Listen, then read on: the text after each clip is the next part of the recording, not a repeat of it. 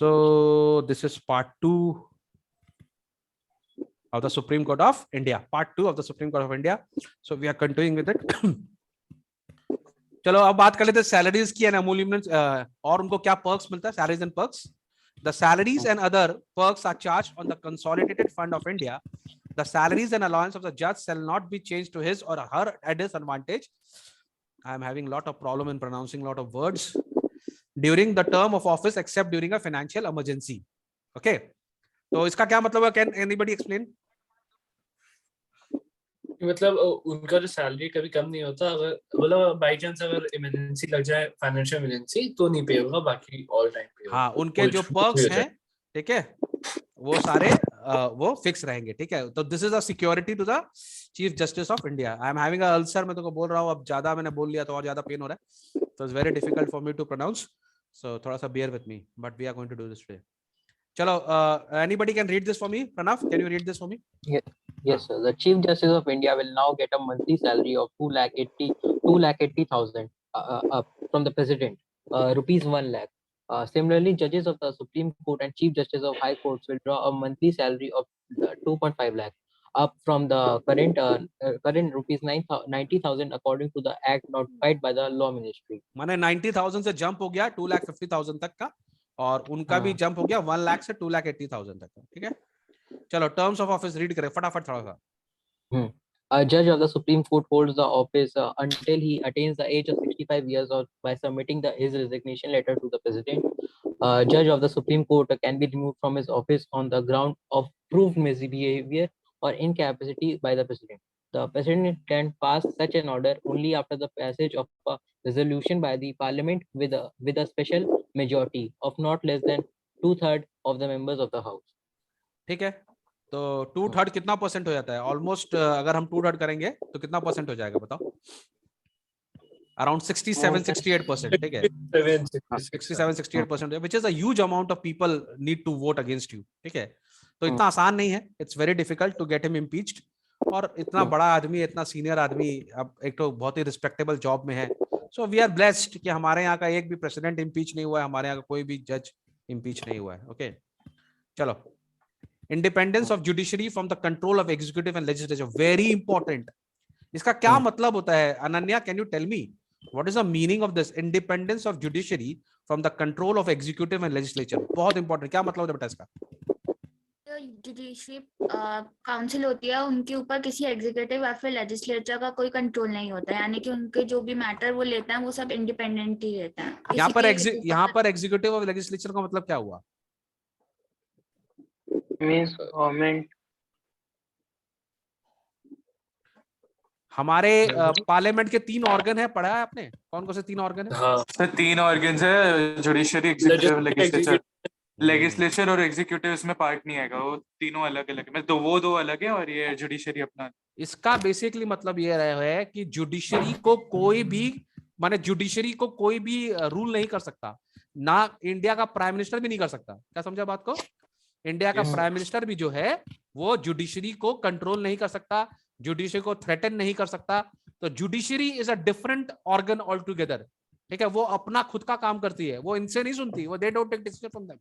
ठीक है, तुमको पता होगा जब नरेंद्र मोदी गवर्नमेंट ने बोला कि डीमोनेटाइजेशन करना है, तो सुप्रीम कोर्ट के जज ने उनसे पूछ लिया कि भाई साहब आप ये जो कर रहे हो तो इसमें तो बहुत सारे लोगों को परेशानी होगी, तो what is your reason for doing it? Give me a reason and I should be satisfied with your reason. ऐसे ही नहीं है कि भाई आपका मन किया आपने करा दिया.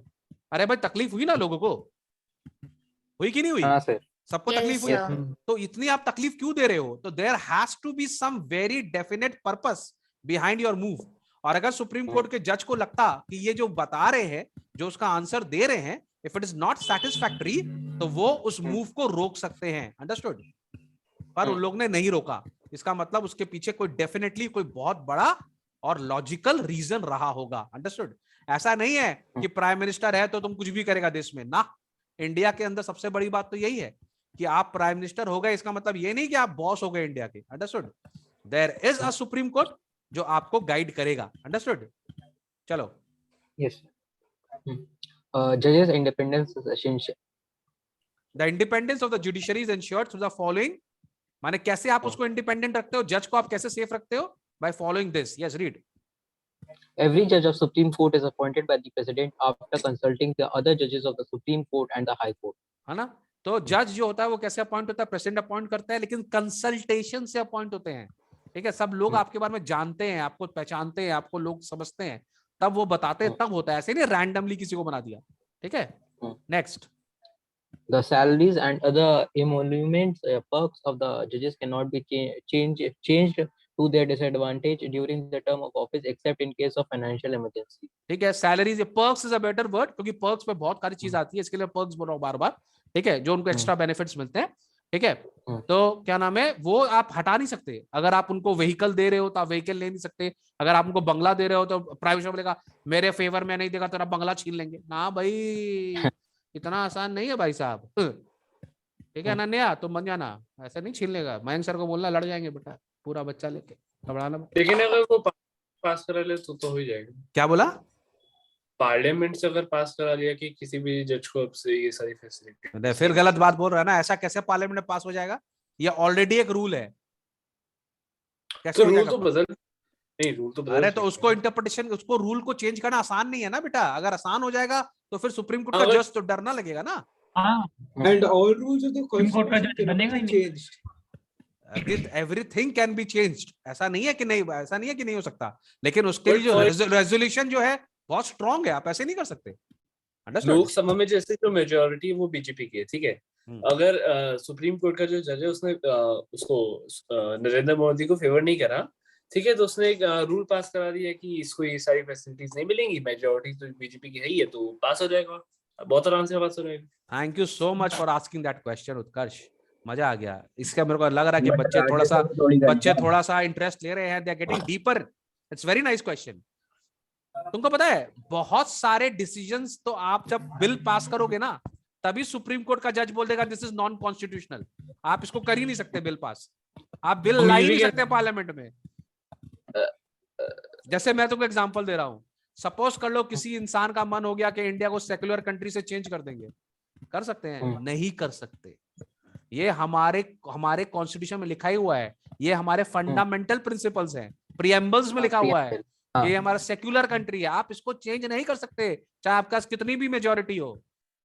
This are the fundamental rules, कोई नहीं कर सकता इसको चेंज।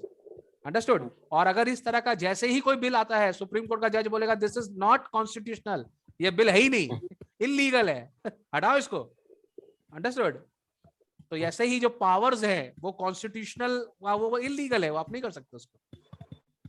अंडरस्टूड? आप सुप्रीम कोर्ट के जज को हटा सकते हो इम्पीचमेंट में, वो भी बहुत स्ट्रॉन्ग आपको चाहिए उसको हटाने के लिए, ठीक है, बट आप उस बिल को ला सकते हो, आप जज को हटा सकते हो, आप इसका पर्क्स नहीं हटा सकते। अंडरस्टूड? तो कि यही तो सिक्योरिटी दे रहा है अगले को, मान तो अगला डर जाएगा ना। आप किसी भी तरह से उसको थ्रेटन नहीं कर सकते किसी भी चीज के लिए, और ये करना जरूरी है। समझ में आ रहा उत्कर्ष? वरना आदमी को कोई भी तरह का डर होगा ना, तो फिर वो राइट डिसीजंस नहीं देगा। सो वी वांट कि हमारे जो जज है उनको किसी भी तरह का प्रेशर नहीं हो। अंडरस्टूड? सर बट उसने जो बोला उससे हटा तो सकते हैं ना जज को।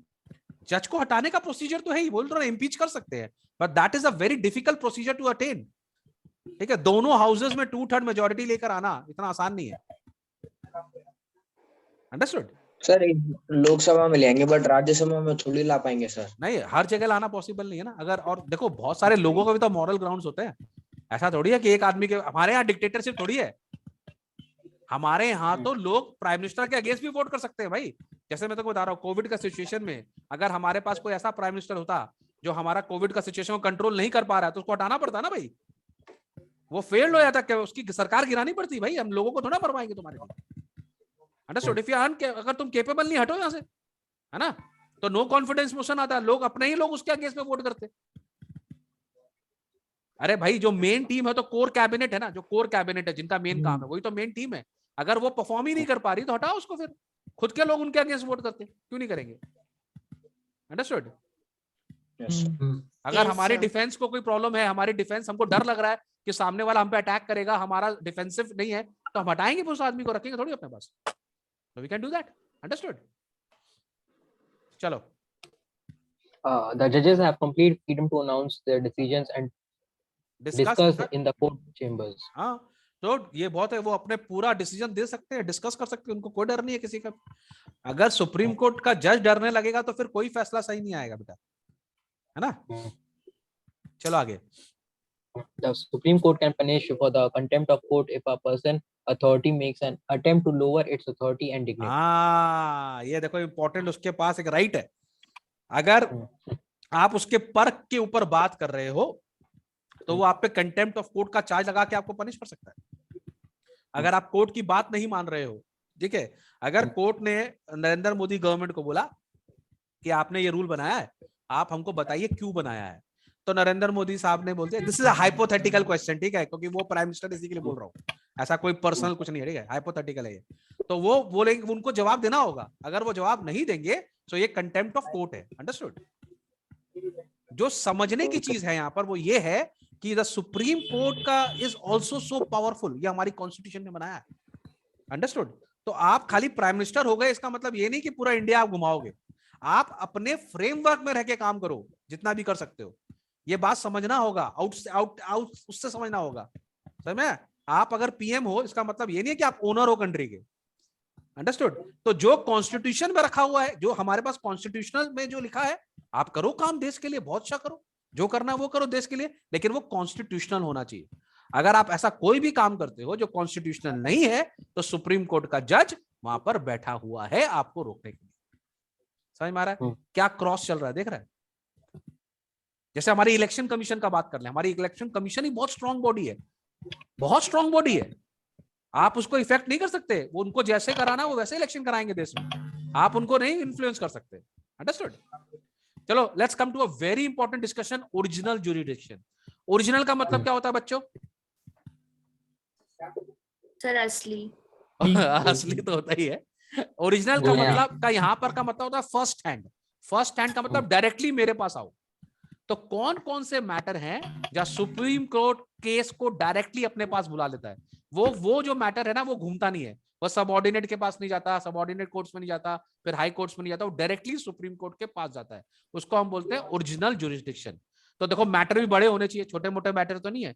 उत्कर्ष ने अनुरूप को एक चांटा मार दिया था, वो सीधा सुप्रीम कोर्ट में चला जाएगा, बोला ना ओरिजिनल हम सुनेंगे, ऐसा थोड़ी है। तो तुम्हारा सबऑर्डिनेट केस कोर्ट में केस होगा, ठीक है। यस नहीं, मैं उल्टा मार देता हूँ। हाँ चलो पता है मेरे को, तुम एक नंबर का टेररिस्ट है। लाल टोपी को पकड़ो। हाँ बोलो अनन्या, यस क्वेश्चन। सर हमारे बुक में एक ये लिखा हुआ है सिक्योरिटी ऑफ टेन्योर, इसका मतलब क्या होता है? सिक्योरिटी ऑफ टेन्योर का मतलब होता है कि जब तक आप एक बार सीजीआई बन गए, अपॉइंट हो गए, तो आप 65 ईयर्स तक आपको रहना पड़ेगा, ठीक है। आप रहोगे वहां पे, या तो आप रिजाइन कर दो, या आपका डेथ हो जाए, या आप छोड़ दो, वो अलग बात है। नहीं तो आपका 65 ईयर्स तक आपको वो सिक्योरिटी आपको है। तो उसके बाद लोअर कोर्ट क्या? उसके बाद आप लोअर कोर्ट में नहीं जा सकते। ये तो अलग ही बात हो गई यार। अब विराट कोहली इंडिया टीम का कैप्टन था, ठीक है, तो तुम अच्छा लगेगा वो जाके बंगाल का कैप्टनशिप करेगा तो? अब विराट कोहली और चीफ जस्टिस में फर्क है। अरे एग्जांपल समझो ना यार, एक तो हाइपोथेटिकल, एक आदमी को इतना इज्जत दे दिया यार, इतना टॉप में बैठा, तुमको लगता है वो नीचे जाके खुद काम करेगा? अब मान लो प्रेसिडेंट ऑफ इंडिया, कैसा लगेगा मेरे यहाँ नौकरी करता हुआ?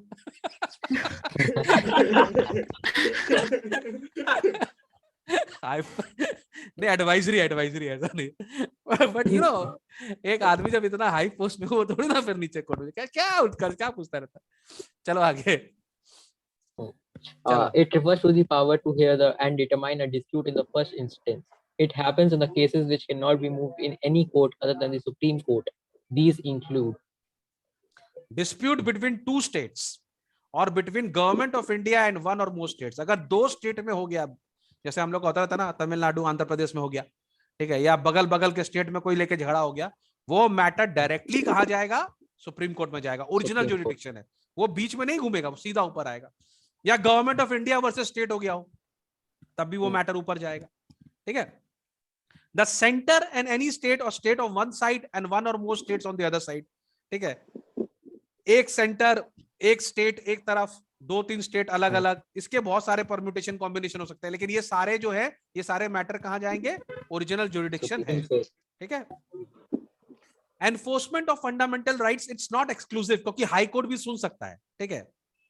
High So, Court but भी, we can directly, without appealing the High Court, we can directly appeal to Supreme Court as well. but that depends on the Supreme Court if he wants to take up the matter. Understood? Generally, Supreme Court will reject it because ये matter आप नीचे भी solve कर सकते हो. If there is a matter of certain urgency और Supreme Court को लगता है कि ये matter मुझे सुनना चाहिए, तब वो उसको ले लेगा. Otherwise, High Court में भी आप कर सकते हो उसको. Understood? It is not exclusive क्यों बोला गया? Because High Court can also actually adhere to this kind of cases. Understood?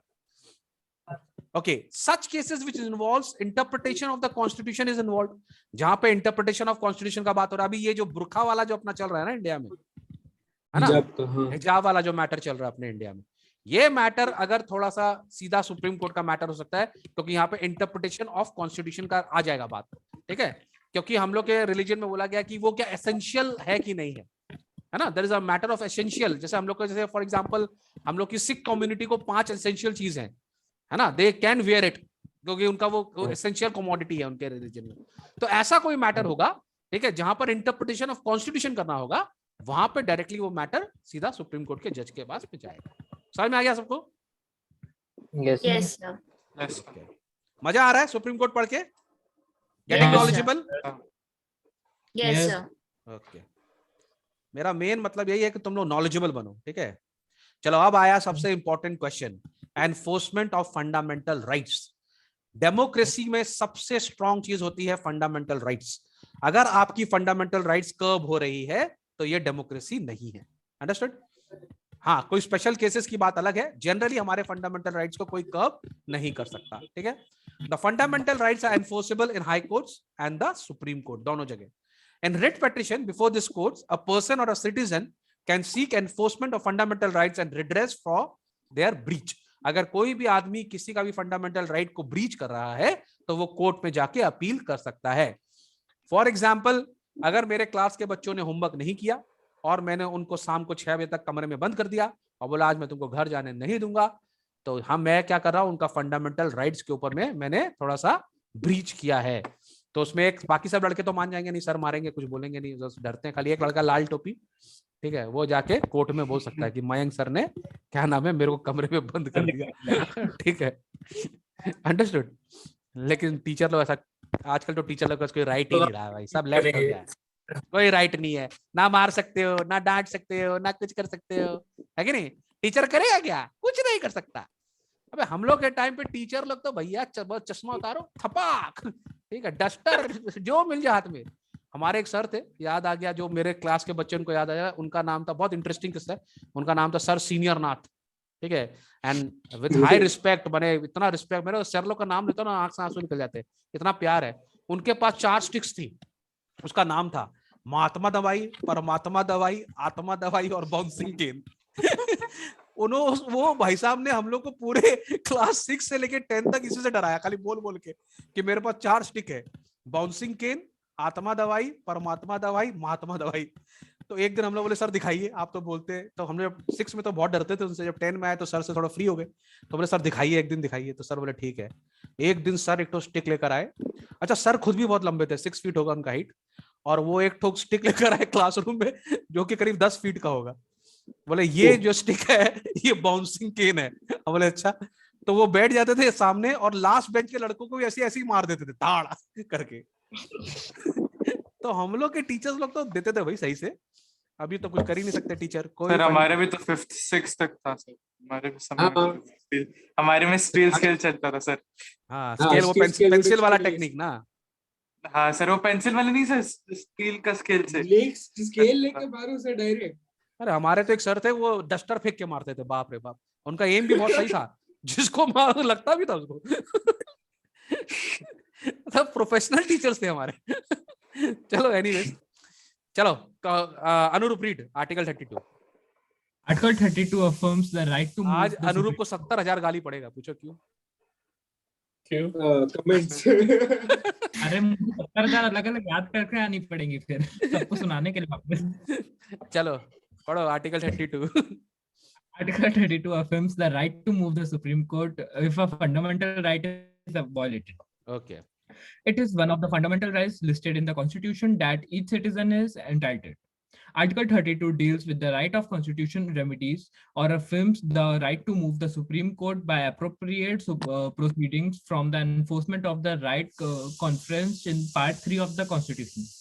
It states that the Supreme Court shall have power to issue directs or orders to writs, including writs in the nature of habeas corpus, mandamus, prohibition, quo warranto, and certiorari. Okay, whichever may be appropriate for the enforcement of any of the rights conferred by this part. The right guaranteed by this article shall not be suspended except as otherwise provided by this Constitution. तो 6 rights हैं, writs हैं, in fact, not rights हैं, writs हैं. ठीक है, इसका code मैंने बनाया तुम लोग के लिए. मैंने 5 writs है, 5 writ याद करने हैं अपन को. ठीक है, HMPQC, how many problems quickly checked. अबे चुप रहे ना, बीच में क्या बोल रहा है गधा. HMPQC क्या? अनुरू बड़ा खुश हो रहा है, बोला सर उनको गाली पड़ेगी तो उसको तो अभी पड़ गई.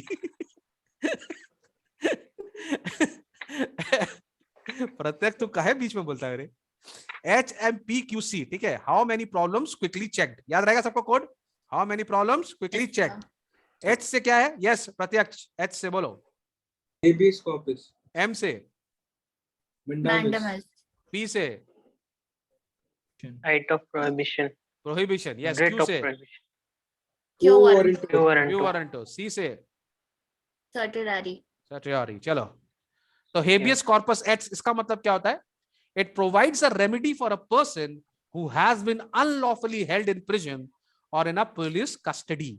अगर किसी को पुलिस ने पकड़ लिया है और किसी को अनलॉफुली पकड़ा हुआ है और किसी को अगर आपने डिटेन किया हुआ है, चाहे वो स्टूडेंट हो, चाहे वो घर में किसी को पकड़ के रखा हुआ है, तो आप कोर्ट में जा सकते हो, एक रिट फाइल कर सकते हो, हेबियस कॉर्पस.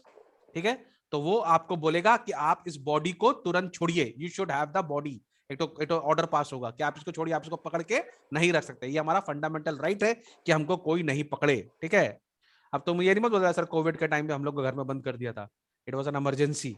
ठीक है, और मम्मी के अगेंस्ट में तो जाना ही मत कभी कि मम्मी ने कमरे में बंद कर दिया तो होमवर्क नहीं किया, मम्मी चप्पल उतार के मारेगी. कोई राइट नहीं है, कोई राइट नहीं है, कोई लेफ्ट नहीं है, खाली मार है. सो कभी भी मम्मी लोग के अगेंस्ट में कोर्ट में मत जाना. ठीक है, बहुत डेंजरस होते हैं प्राणी ये लोग. ठीक है, चलो नेक्स्ट है mandamus. The purpose of this writ is to compel an inferior court or an individual to perform their duty. ये mandamus का मतलब होता है, कभी कभी तुम सुनेगा कि पुलिस ऑफिसर तुम्हारा FIR फाइल नहीं कर रहा है, ठीक है, तुम्हारा डायरी नहीं ले रहा है, या कोई काम है लोअर कोर्ट नहीं कर रहा है, तुम्हारा केस एक्सेप्ट नहीं कर रहा है, तो ऊपर से सुप्रीम कोर्ट या हाई कोर्ट आपको एक तो रिट पास करेगा कि क्यों नहीं कर रहे हो, करो. ठीक है, तो वो इंडिविजुअल को उसका ड्यूटी परफॉर्म करने के लिए फोर्स कर सकते हैं. अंडरस्टैंड? yes ठीक sir, है, माने मैंडामस बोल रहा है गंदा मत कर, माने गंदा मत कर. ठीक है, मैंडामस माने गंदा मत कर. ठीक है, ले भाई केस ले, बेचारा आया है. ठीक है, writ of prohibition. This writ is issued to prevent an inferior court from exercising powers with which it is not legally vested. ठीक है, छोटे छोटे कोर्ट के छोटे छोटे पावर होते हैं.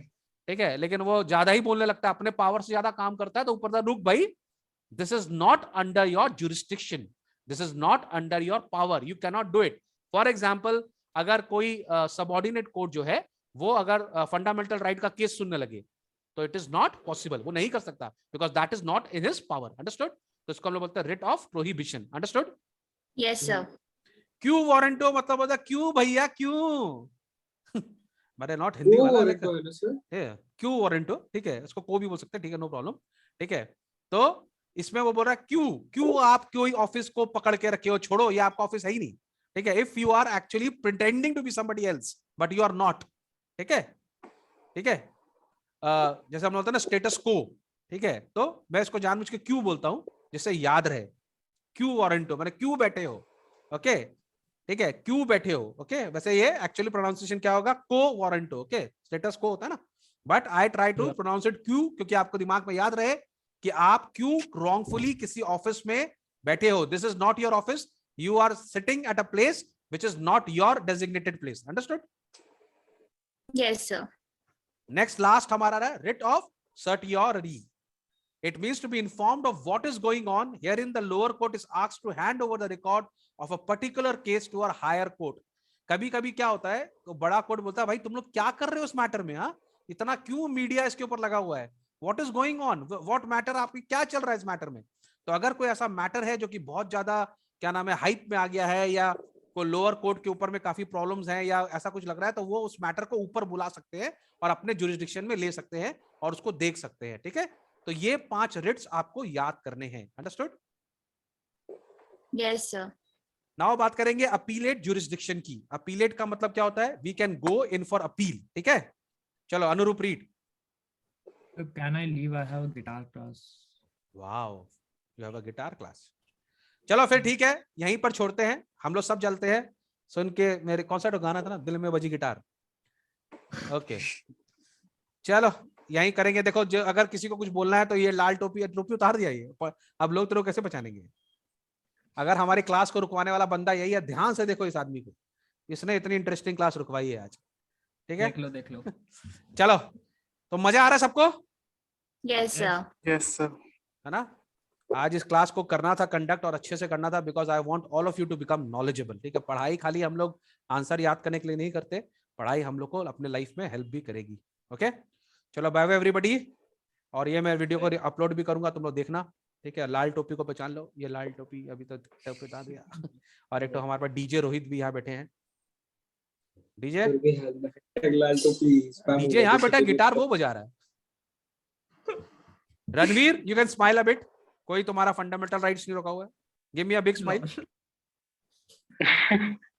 सुजय कहाँ गया? सुजय भी था ना? Yes sir. सुजय था कि सुजल था? सर सुजल। अच्छा, हमको सुजय से। सुजल मजा आ रहा है? Yes sir. हर्षित, अरे बाप रे, हर्षित को बहुत दिन बाद देखा मैंने। Hello Harshit, how are you today? अच्छा, कल मैथ्स क्लास भी आया था।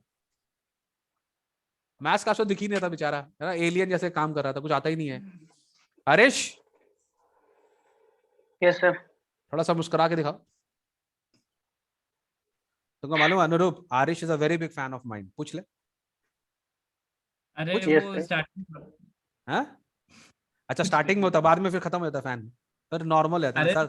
सर तो अपने हैं। बाद में सर तो अपने है ना। सर क्वेश्चन है। हाँ पूछो। हाँ ये यही है अनुरूप, ये क्वेश्चन मुझे पता है, यही है। लाल टोपी मारो इसको। बोलो बोलो बोलो। सर अगर हेबियस कॉर्पस में जैसे कि कोई किसी ने हम लोग को कस्टडी में लेके रखा है, तो हम लोग सुप्रीम कोर्ट जाएंगे कैसे? वकील भी तो होता है भाई।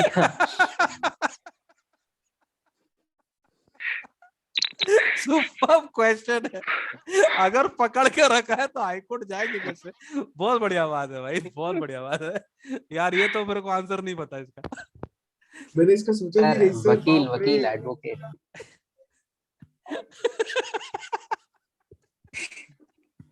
जाएंगे कैसे? गुड क्वेश्चन है, you are a good question. वो कौन सा पिक्चर में बोल रहा था? अनन्या बोलो कैसे जाएगा वो तो पकड़ा हुआ आदमी है बेचारा। हारिस को बड़ा तकलीफ हो रहा है यार, कैसे हो सकता है? कुछ 5 लोग पकड़े गए हैं, उसमें से एक भाग गया, फिर बोलेगा कि 4 others are still captivated। वाह मेरा प्रत्यक्ष, इसका तो दिमाग कंप्यूटर से भी तेज चलता है। Yes Pranav, you have an answer? Sir advocate होता है ना, एडवोकेट लेके जाएगा कोर्ट में। वही तो भाई तू तो अंदर है, तू कैसे एडवोकेट से बात कैसे करेंगे? एडवोकेट से बात कैसे करेंगे?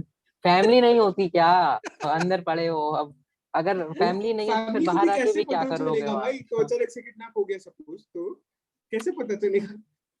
कस्टडी में हो तो भाई फैमिली को तो पता ही चल जाएगा ना। बेटा वो नहीं करेगा, उसके बिहाफ में कोई फाइल कर सकता है केस। ओके सब प्रॉक्सी कहता है ना उसको।